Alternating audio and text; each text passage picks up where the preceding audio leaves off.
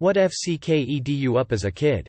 I remember I was about 7, my mom and I got kicked out of the house we were staying at, which was owned by my mom's friend. I remember we went to McDonald's and my mom got me a single burger from the dollar menu. As we walked outside I accidentally dropped the burger, and it fell open into the dirt, so there was dirt all over the inside of the burger. I apologized to my mom and asked for a new burger. She crouched down, wiped as much of the dirt off the inside of my burger as she could, looked at me with tears in her eyes and said, "You have to eat this burger because that was my last dollar and I don't know when I'll be able to feed you again." I felt like I aged 10 years in that moment. When I was 9, my 8-year-old best friend died of leukemia. It hit me so hard. Life is too short, and death hits us indiscriminately. It's not fair. Was raised in a cult, molested by multiple people including immediate family, emotionally and physically abused by older brother, alcoholic and similarly abusive mother. Dad left when I was 5. First girl I fell in love with was murdered by her father in a murder-suicide. Edit. Damn, thanks for all the love and support, y'all. Folded hands. Chronic illness. There's something very sad about having to be so responsible for your health at such a young age. Almost drowning, then having people laughing at me because I was crying and not going back in the water. Being sexually assaulted by someone who I thought was my best friend when I was 13. And then when I told my mom, his mom, and the police, they didn't believe me.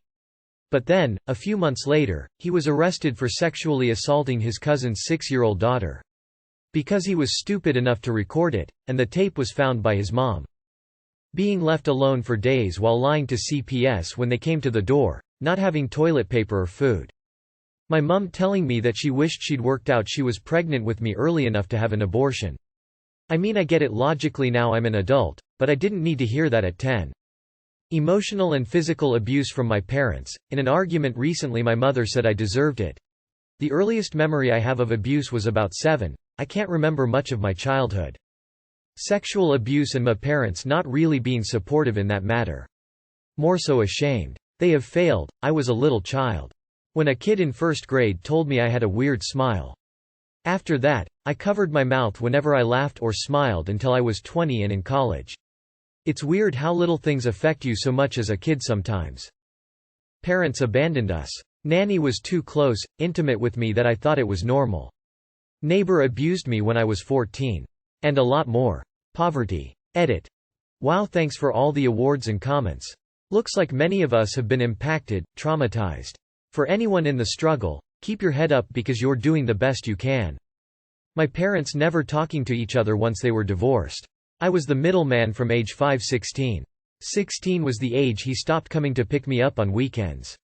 But me being the middleman turned into so much drama. My dad and his wife used to talk non-stop shit about my mom.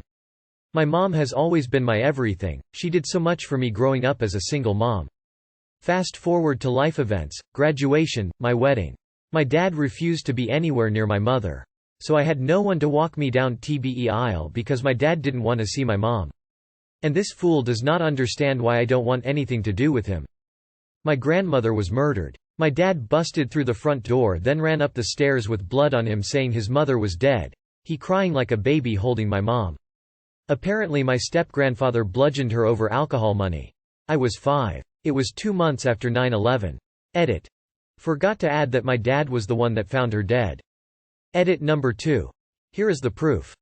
Emotional abuse from both parents even though they had divorced when I was 5. General neglect from both parents. Pretty sure DCFS was contacted by the school when I was in first grade, repeated but the first time, since I was so weird in school. Psychologist's appointments resulted but not sure it resulted in anything. Then dad getting a lawyer to sue for full custody didn't help much either as the verbal assaults through myself to each parent was abusive. 47 now and relationships have been rough, which is why I gave up and stay single.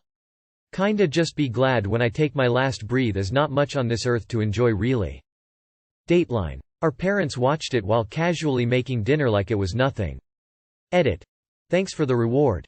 First one ever. I'd like to also say that this is coming from someone who had cancer as a kid lol, so if that doesn't say something. My parents freaking out over me getting a little chubby before my growth spurt. My relationship with food has been awful ever since. Abuse from my mother both mentally and physically, it's taken a toll on my state of mind of the world altogether. When I was around 9 or 10 our chest freezer stopped working while we were gone. So my mom had me clean it out. That night stray cats knocked down the trash. And after the whole day sitting out in the sun I had to clean rotten fly swarmed meat off our gravel driveway. The sound and feeling of hundreds of flies around my head, in my nose and my ears, biting me, trying to dig into my armpits and the back of my ears. The smell of flies smells like rotten fish. So now when a fly won't stop bothering me I will spend way too long focused entirely on killing it. Who is currently free, but should definitely be put in prison? An alarmingly large amount of politicians. Junko Furuta's killers. I forget his name, but there is a guy in Japan that killed, and partially ate a girl, and now he's walking around free in Japan. Casey Anthony. Kathleen and Martin O'Brien. Neglected, starved, and abused their adopted children for 7 years. Got 1 year jail time. They did things such as subject them to days of solitary confinement in a room with only a bucket for a bathroom, starved them, forced them to eat their own vomit, beat them, and made them watch the biological children eat when they couldn't. There's a Dr. Phil episode about it with the children. The goddamned Sackler family. I'm angered, but not surprised at the ruling.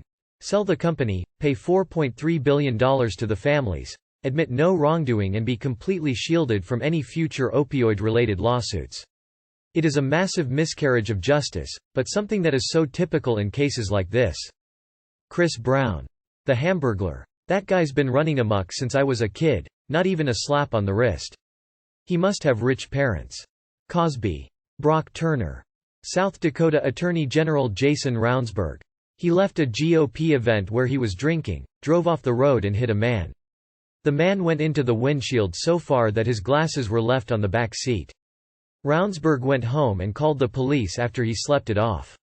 He told them, not the insurance company, that he thinks he hit a deer. He was able to only get charged with a misdemeanor and pay a $1,000 fine. When he found out that he had escaped most charges he went on to publicly ask if anyone knew if the man was suicidal. South Dakota is going to slow walk censuring him in any way, likely going to wait for things to calm down before letting him off to continue his job. Josh Duggar. All of Epstein's friends. Junko Furuta's tortures and killers. Those 2 British kids, adults by now, that murdered a little kid and now get protection from the British government, including being illegal to post their face on the internet. Can't really remember their name, but the case is quite famous. Edit. I forgot to mention, one of them is also a pedophile. Convicted rapist Brock Turner. Most politicians, lots of celebrities. That bitch WHO keeps cutting in the school pickup line. I see you coming, I won't let you in. Absolutely everyone involved in the faculty of Elon. Andrew Wakefield. He's the clown that started the MMR causes autism nonsense way back. He wrote a paper that never should have been published because it was shoddy and he did it all for personal gain. Countless people, kids, let's be honest, have died due to this man's influence. His dishonesty has led to a generation doubting vaccination despite it being probably the safest and most effective weapon in the arsenal of modern medicine. Dude lost his medical license but deserves to live in the deepest darkest cell in the prison. Roman Polanski and Woody Allen. I will never not say Casey Anthony.